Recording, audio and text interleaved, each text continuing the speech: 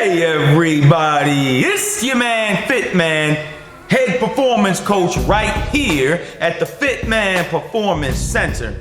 And today's topic, we're going to get into how you can be better 1 year from today. Now, it's my hope that you are better in all areas of your life 1 year from today. I hope that you're in a better financial position. I hope that you're better spiritually. I hope that you're better within the scope of your relationship with your significant other. But for the purposes of this video, we are going to keep the focus strictly on fitness. Now, there are a lot of folks in the fitness game who have been going to the gym for 1 year, for 2 years, for 5 years, yet they don't look like they've ever spent any time pushing any plates or doing any sprints or training hard at all. This is a problem because the whole point of going to the gym is to get stronger, to get leaner, to build muscle, to become a better athlete. The point of the going to the gym is not to go and get nothing out of it. At that point, it's a total waste of time. Who wants to go nowhere fast? The good thing is that there are 3 things that you can do that will allow you to be better than you currently are right now 1 year from today. Now, the first thing that you've got to do is that you've got to commit to a progressive strength training program. This is one of the fatal flaws that many lifters and many trainees make in the gym. They don't try to get better. Every single week it's the same story. It's day 1, you squat 135 for 5 sets of 5. Then it's day 365 and you still squatting 135 for 5 sets of 5. What reason have you given your body to change? What reason have you given your legs to grow? 0 reason. You've got to commit to progression. And progression is not just adding weight. Adding weight is the simplest way to do it. Week 1, I've got 140. Week 2, I've got 145. Week 3, I've got 150. Just small increases in weight over time. Even if you could only squat 135 on day 1 and you added 2.5 pounds to your squat every other week, by the end of 1 year, you would be squatting 200 pounds. Don't you think that your legs are going to look a little different squatting 200 pounds versus only squatting 135 all the time? That's the easiest way. And look, you're not going to increase that number until you're squatting 2,000 pounds. This ain't the Marvel Universe. But until you try to get stronger, you don't know how strong you can actually get. Now, within the scope of that progressive strength training program, you can also do more reps with heavier weight to build more muscle.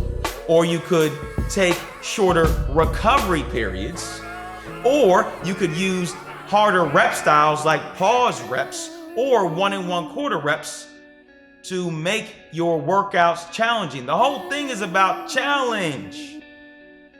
Your body responds well to challenges. This body that we've been given responds well to challenges. If there is no challenge, then there is no change. And if there is no change, you remain frustrated. So you've got to start to implement these things into your program. You've got to commit to a progressive strength training program to really change your body and improve your performance. Now, this applies to our conditioning too. You see, most people, their idea of conditioning is to go to a gym, walk directly into the cardio section, waste 1 to 2 hours going nowhere fast, and then still complain about why they're not getting more fit, why they're not getting leaner, blah, blah, blah, cry me a river. You see, the problem is that spending all your time in the cardio section, there's no challenge there. You know what's challenging? You know what actually gets you fit? When you run sprints, when you push the prowler, when you drag sleds, when you flip tires, when you do body weight conditioning exercises, when you do dumbbell and barbell complexes, when you run hill sprints, these are the things that will actually change your body. You know why? Because there is a fear element to all of it. You don't just show up and start running hill sprints. Your heart starts beating before the first one. You know why? Because you're looking up and you got 200 meters of hill to run fast. So our conditioning this year is actually going to challenge us and force us to change and allow us to actually get in shape. You're not getting in shape back in the cardio section. Get out of there, get yourself outside, and let's start doing some real conditioning this year. Now, number 2, you've got to commit to eating the right foods and eating the right amounts of those foods.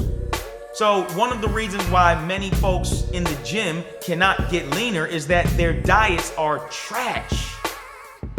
They either eat too little, or they eat too much, or they eat bad junk. It's always one of those 3. This is when you've got to start to get disciplined with what you eat.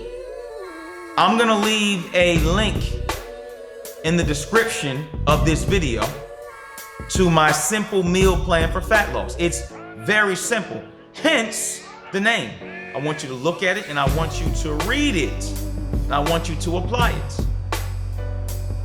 This is not a hard concept to get. There's all these diets going on. Everybody wants to get on diet A or diet J or diet X. They're all fake hustle. They're not getting you anywhere. You don't need to be on a gimmick diet. You have to get on a sustainable diet that you can use throughout the course of your life. One that's easy to follow. Eating the right foods, the right carbohydrates, rice, potatoes, vegetables, fruits, the right protein, turkey, chicken, beef, the right fats, olive oil, coconut oil, and there's many more. But the whole key is that you've got to eat the right foods, then you've got to eat the right amounts of the foods. Ready? If you're eating too little, and you're not going to be building any muscle. You're going to be slowing down your muscular gains. If you're eating too much, then you're going to be adding body fat to your frame, regardless of how you train. You can't give your body more than it needs. If you try to fill up that old gas tank past the point where it's already full, guess what happens? It spills over. Same deal happens with your body. You pump it up full of food and it can't hold anymore, and you still trying to put food in there, it spills over in the form of fat. So number 2, you got to commit to eating the right foods and the right amounts of those foods. Number 3, and this is very overlooked in the iron game, you've got to commit to getting proper sleep and keeping your stress levels low. Let's talk about sleep. They say the average American sleeps 6.8 hours a night. But I know many Americans who sleep 3 to 5 hours a night. And it shows up in the gym when you're not getting stronger, when you're not losing the body fat, when you go to track and you're not sprinting faster, and then we're doing the vertex and you're not jumping higher, you're not recharging the battery. You ever notice that when your cell phone starts to get low in the battery, and now the apps aren't opening up as fast and the performance is in a decline because the battery's at 10% or 5%? It's the same deal with your body.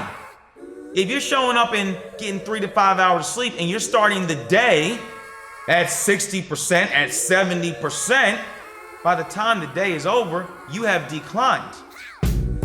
And it shows up when you're not able to make the changes to your body or make the changes to your performance that you're looking to make. So you've got to start to put the focus on getting that 7 to 8 quality hours of sleep each night. You can't be up till 3, 4 in the morning scrolling on the gram, my brother, looking to slide into some Instagram fit vixen's DM. You doing that every night, but then you're coming in the gym and your numbers are whack. Your performance is whack. You got smoked at the track meet. You can't get off the bench for the basketball team because you're trying to slide into DMs. Leave the Fit Vixens alone and focus on getting yourself stronger, faster, leaner, and then maybe you got a chance to actually excel in your sport. Now the second part of that, stress management. A lot of folks are super stressed out over things that don't matter. I've seen people get into a parking space, a person get into a parking space before somebody, and then they get out the car and they're hoopla and hollering at each other, telling each other how fat their mama is, when you could have just parked 5 spots down and walked an extra 10 yards. Is 10 yards worth getting into this big argument over nothing, over a parking spot? What does that really mean? And then a lot of folks hold on to this stress all throughout the day. Oh, well, Johnny Jerk took my parking spot. Well, big deal. Why didn't you just park 5 spots down? Well, no, he had my spot. Really? It ain't your spot. Don't hold on to that. Don't carry that weight on your back all day. That's minor. You've got to keep your stress load low. You don't want your body overflowing with stress hormones all day because you're going to be stressed out. And it shows up in your face, and it definitely shows up when you train, and it shows up when you're not able to make the changes with your body and your performance that you're looking to do.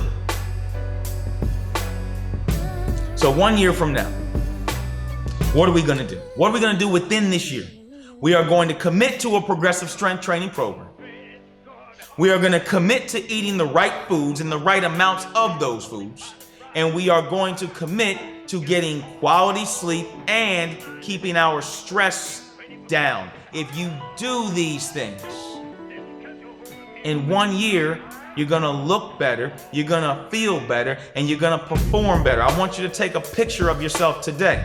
Full body picture, front, side, and back. And I want you to commit to those principles. If you do this in 1 year, you're going to look and feel and perform significantly better.